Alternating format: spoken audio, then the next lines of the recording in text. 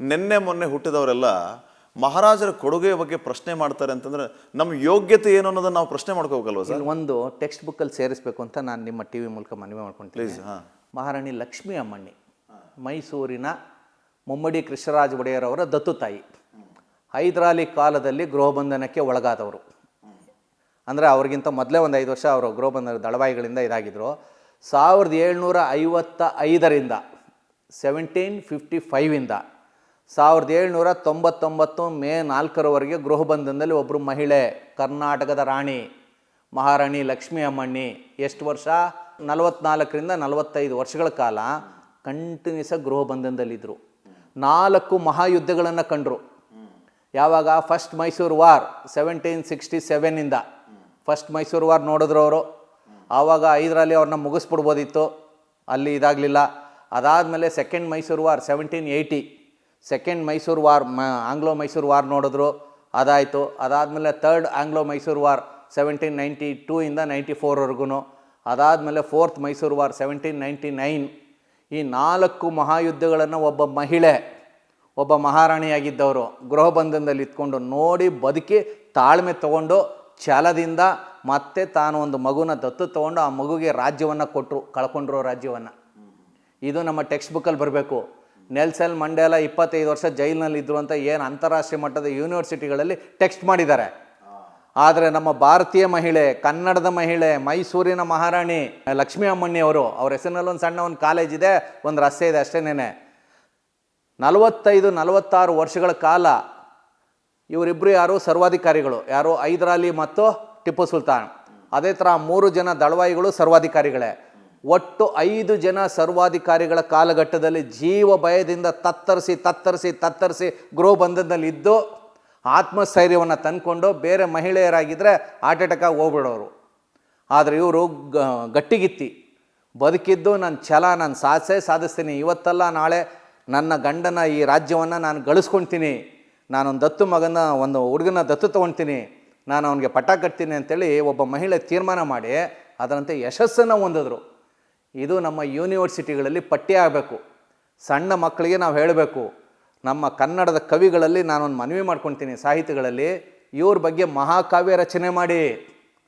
ಒಬ್ಬ ಧೀರೋದಾತ್ತ ಮಹಿಳೆ ಇದಾರಲ್ಲ, ಮೈಸೂರಿನ ಮಹಾರಾಣಿ ಲಕ್ಷ್ಮೀ ಅಮ್ಮಣ್ಣಿ, ಮುಮ್ಮಡಿ ಕೃಷ್ಣರಾಜ ಒಡೆಯರವರ ಸಾಕು ತಾಯಿ, ಅವ್ರ ಬಗ್ಗೆ ಮಹಾಕಾವ್ಯ ರಚನೆ ಮಾಡಬೇಕು. ಅವ್ರ ಬಗ್ಗೆ ಸಿನಿಮಾ ಬರಬೇಕು, ಅವ್ರ ಬಗ್ಗೆ ನಾಟಕ ಬರಬೇಕು, ಅವ್ರ ಬಗ್ಗೆ ನೃತ್ಯ ಪ್ರಕಾರಗಳು ಬರಬೇಕು, ಅವ್ರ ಬಗ್ಗೆ ಲಾವಣಿಗಳು ಬರಬೇಕು, ಅವ್ರ ಬಗ್ಗೆ ಕಥೆಗಳು ಬರಬೇಕು.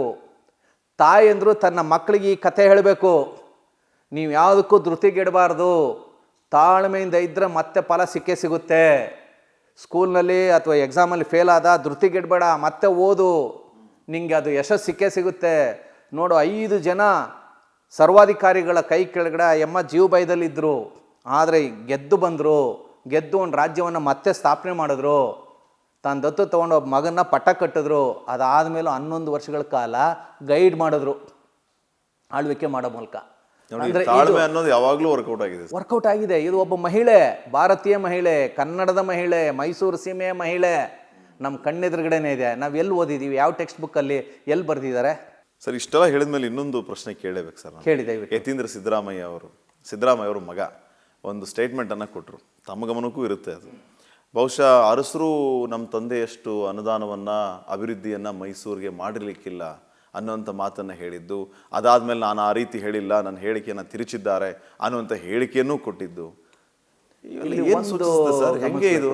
ತಾಂತ್ರಿಕವಾಗಿ ಒಂದನ್ನು ಗಮನಿಸಬೇಕು. ಅವ್ರ ಹೇಳಿಕೆನ ನೀವು ಒಪ್ತೀರಾ? ಇಲ್ಲ, ನಾನು ಅದಕ್ಕೆ ಹೇಳ್ತೀನಿ ನಿಮಗೆ, ಪ್ರಬಲವಾದಂಥ ಒಂದು ಆಧಾರ ಸಮೇತ ಹೇಳ್ತೀನಿ. ಈಗ ಸಿದ್ದರಾಮಯ್ಯನವರು ಬಡ್ಜೆಟನ್ನು ಮಂಡಿಸ್ಬೇಕಾದ್ರೆ ಸಂವಿಧಾನದ ಪ್ರಕಾರನೇ ಬಡ್ಜೆಟ್ ಮಂಡಿಸಬೇಕು. ಆ ವರ್ಷದ ಎಷ್ಟೇ ದುಡ್ಡಿದ್ರೋ ಅದರಲ್ಲಿ 18% SC STಗೆ ಅಂತ ಮೀಸಲಾಗಿಡಬೇಕು. ಆಮೇಲೆ 10-8% ಮೈನಾರಿಟೀಸ್ಗೆ ಅಂತ ಎತ್ತಿಡಬೇಕು. ಅದನ್ನು ಮೀರಿ ಅವರು ಬಡ್ಜೆಟನ್ನು ಮಂಡಿಸೋದಕ್ಕೆ ಸಾಧ್ಯ ಇಲ್ಲ.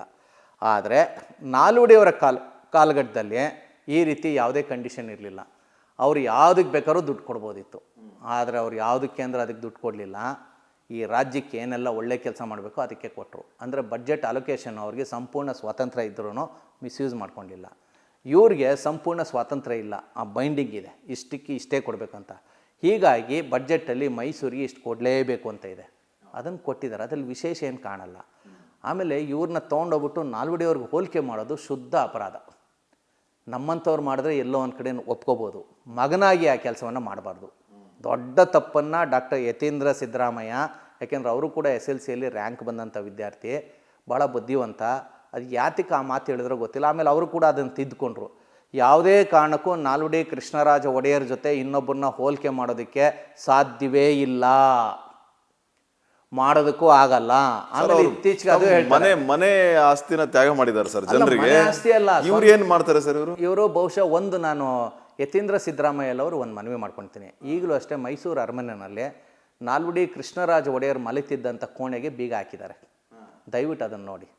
ಒಂದು ಸಿಂಗಲ್ ಮಂಚ ರೀ. ಒಬ್ಬ ಸಾಮಾನ್ಯ ಸರ್ಕಾರಿ ನಿವೃತ್ತ ನೌಕರ ಹೇಗೆ ಜೀವನ ಮಾಡ್ತಾನೆ ಆ ರೀತಿ ಕಾಣುತ್ತೆ ಅದು. ಯಾವುದೇ ರೀತಿಯ ವೈಭವೋಪೇತವಾದಂಥ ಇದು ಆ ರೂಮಲ್ಲಿ ಡೆಕೋರೇಷನ್ ಇಲ್ಲ. 1940 ಬಹುಶಃ ಆಗಸ್ಟ್ 3ನೇ ತಾರೀಕು ಅವ್ರು ತೀರ್ಕೊಂಡಾಗ ಅತ್ಯಂತ ಸರಳರಲ್ಲಿ ಸರಳರು ನಾಲ್ವಡಿ ಕೃಷ್ಣರಾಜ ಒಡೆಯರು. ಅವ್ರ ಮೈ ಮೇಲೆ ಒಂದು ಒಡವೆ ಇರಲಿಲ್ಲ, ಅವ್ರ ಮೈ ಮೇಲೆ ಒಂದು ಕಾಸ್ಟ್ಲಿ ಬಟ್ಟೆ ಇರಲಿಲ್ಲ, ಅವ್ರ ಮೈ ಮೇಲೆ ಎಲ್ಲ ಸರಳ. ಅವ್ರ ರೂಮ್ ಇವತ್ತಿಗೂ ಯಾರು ಬೇಕಾದ್ರೂ ಹೋಗಿ ನೋಡ್ಬೋದು. ಈಗ ಮೈಸೂರು ದಸರಾ ಇನ್ನೇನು ಬಂತು, ಎಲ್ಲ ಅರಮನೆ ನೋಡೋಕ್ಕೆ ಹೋಗ್ತೀರಾ, ಕೆಲವು ಸರಿ ಬೀಗ ಹಾಕ್ಬಿಟ್ಟಿರ್ತಾರೆ. ನಾಲ್ವಡಿ ಕೃಷ್ಣರಾಜ ಒಡೆಯರವರ ಮಲಗುವ ಕೋಣೆನ ನೋಡಲೇಬೇಕಂತ ಹಠ ಹಿಡೀರಿ. ನೀವು ದಯವಿಟ್ಟು ಒಂದು ಕಾರ್ಯಕ್ರಮ ಮಾಡಿ, ಆ ಕೋಣೆಯನ್ನು ಜನರಿಗೆ ತೋರಿಸಿ ಅಂತ. ಎಷ್ಟು ಸರಳವಾಗಿದೆ ಗೊತ್ತಾ?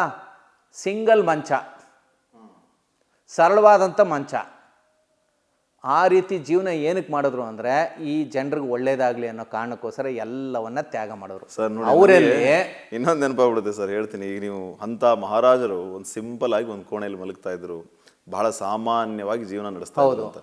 ಸರ್, ನಾವು ಪ್ರತಿ ಸರಿ ಸುದ್ದಿಗಳನ್ನು ಗಮನಿಸ್ತಿರ್ತೀವಲ್ಲ, ಅದರಲ್ಲಿ ಬರುತ್ತೆ ಮುಖ್ಯಮಂತ್ರಿಗಳ ನಿವಾಸ ಪೀಠೋಪಕರಣ ನವೀಕರಣಕ್ಕೆ ಕಂಪೇರ್ ಮಾಡಲಿ 5 ಕೋಟಿ ಮೀಸಲು, 10 ಕೋಟಿ. ನಾನು ಅದು ರಾಜಕೀಯ ಆಗುತ್ತೆ ಅಂತ ಹೇಳಿಲ್ಲ, ನಿಮ್ಮ ಬಾಯಲ್ಲಿ ಬಂತು. ಬರಲಿ, ಅದನ್ನ ಒಂದು ಹೆಜ್ಜೆ ನಾನು ಹೇಳ್ಬೇಕಿತ್ತು, ಜನರಿಗೆ ಅರ್ಥ ಆಗುತ್ತೆ. ನಾನು ಅದಕ್ಕೆ ಕಾಸ್ಟ್ಲಿ ಬಟ್ಟೆ ಅಂದೆ, ಒಡವೆಗಳಿಲ್ಲ ಅಂದೆ. ಇದರ ಅರ್ಥವನ್ನ ಜನ ಮಾಡ್ಕೊಂತಾರೆ. ನಾಲ್ವಡಿ ಕೃಷ್ಣರಾಜ ಒಡೆಯರ್ ಮೈ ಮೇಲೆ ಯಾವುದೇ ಬೆಲೆ ಬಾಳುವ ಆಭರಣಗಳಾಗ್ಲಿ ಮತ್ತೊಂದಾಗ್ಲಿ ಇರಲಿಲ್ಲ. ಅನಿವಾರ್ಯ ಅಂದರೆ ಗವರ್ನರ್ನೋ ಅಥವಾ ವೈಸ್ರಾಯ್ನೋ ಯಾರನ್ನೋ ಭೇಟಿ ಮಾಡಬೇಕು ಅಂದಾಗ ಒಂದು ಕೋಲ್ ಇಟ್ಕೊಳ್ಳೋರು, ಒಂದು ಸರ ಹಾಕೊಳ್ಳೋರು ಅಷ್ಟೇನೆ. ಸರ್, ಕಂಪೇರ್ ನನಗೆ ಅನ್ಸುತ್ತೆ ಸರ್, ನಾನು ಸಾಧ್ಯವೇ ಇಲ್ಲ. Correct me sir if I am wrong. Sir, ಇವ್ರು ಹೆಂಗ್ ಕಂಪೇರ್ ಮಾಡ್ತಾರೆ ಸರ್? ಮಾಡ್ಕೂಡ್ದು. ಅವರು ತ್ಯಾಗ ಮಾಡಿದ್ದು ತನ್ನ ಮನೆ ಆಸ್ತಿಯನ್ನ ಒಡವೆಯನ್ನ ಮಾರಿ ಜನರ ಹಿತಕ್ಕೆ. ಇವತ್ತು ಇದೇ ಯತೀಂದ್ರ ಸಿದ್ದರಾಮಯ್ಯ ಅವರು ಕೂಡ ಇಷ್ಟೊಂದು ನೆಮ್ಮದಿಯಾಗಿದ್ದಾರೆ ಅಂತಂದ್ರೆ ಅದೇ ಕಾವೇರಿ ನೀರನ್ನ ಕುಡಿದು, ಅದೇ ಅಣೆಕಟ್ಟೆಯ ನೀರನ್ನ ಕುಡಿದು ಅಲ್ವಾ ಸರ್? ಹೆಂಗೆ ನೀವು ಇವರು ತಮ್ಮ ಮನೆಯ ಆಸ್ತಿ ಚಿನ್ನಾಭರಣಗಳನ್ನ ಮಾರಿ ಜನರು ಚೆನ್ನಾಗಿರಲಪ್ಪ ಅಂತ ಬಯಸ್ತವರು. ಈಗಿನ ರಾಜಕಾರಣಿಗಳು ಇನ್ಕ್ಲೂಡಿಂಗ್ ಇವರು ಬಯಸ್ತಾರ ಸರ್? ಮುಖ್ಯಮಂತ್ರಿ ಮನೆ ಆಸ್ತಿಯನ್ನ ಮಾರಲಿ ನೋಡೋಣ. ಮುಖ್ಯಮಂತ್ರಿ ಸಿದ್ದರಾಮಯ್ಯನವ್ರನ್ನ ಹಿಂದೆ ಬಂದಂಥ ಮುಖ್ಯಮಂತ್ರಿಗಳಿಗೆ ಹೋಲಿಕೆ ಮಾಡಲಿ, ಅಥವಾ ಭಾರತ ದೇಶದ ಇತರ ಮುಖ್ಯಮಂತ್ರಿಗಳಿಗೆ ಹೋಲಿಕೆ ಮಾಡಲಿ, ಒಪ್ಪೋದು. ಮೈಸೂರು ನಾಲ್ವಡಿಯವರಿಗೆ ಹೋಲಿಕೆ ಮಾಡೋದಿದೆಯಲ್ಲ, ಶುದ್ಧ ಅಪರಾಧ, ಶುದ್ಧ ತಪ್ಪು. ಯಾವುದೇ ಕಾರಣಕ್ಕೂ ಸಿದ್ದರಾಮಯ್ಯ ಅಷ್ಟೇ ಅಲ್ಲ, ಯಾರನ್ನೂ ಕೂಡ ನಾಲ್ವಡಿಯವ್ರ ಜೊತೆ ಹೋಲಿಕೆ ಮಾಡೋಕ್ಕಾಗಲ್ಲ. ನಾಲ್ವಡಿಯವ್ರನ್ನ ಏನಾದರೂ ಹೋಲಿಕೆ ಮಾಡಬೇಕು ಅಂದರೆ ಅವರ ಕಾಲಘಟ್ಟದಲ್ಲಿ ಭಾರತ ದೇಶದಲ್ಲಿ ಇದ್ರಲ್ಲ 500 ಚಿಲ್ಲರೆ ರಾಜಾದಿರಾಜರು, ಚಕ್ರವರ್ತಿಗಳು, ನವಾಬ್ರು, ಅವರನ್ನು ಹೋಲಿಕೆ ಮಾಡಿ. ಇವ್ರು ಹೀಗಿದ್ರು, ಅವ್ರು ಹಾಗಿದ್ರು. ನಿಜಾಮನಂಥ ಜಿಪುಣ ಇನ್ನೊಬ್ಬ ಇಲ್ಲ.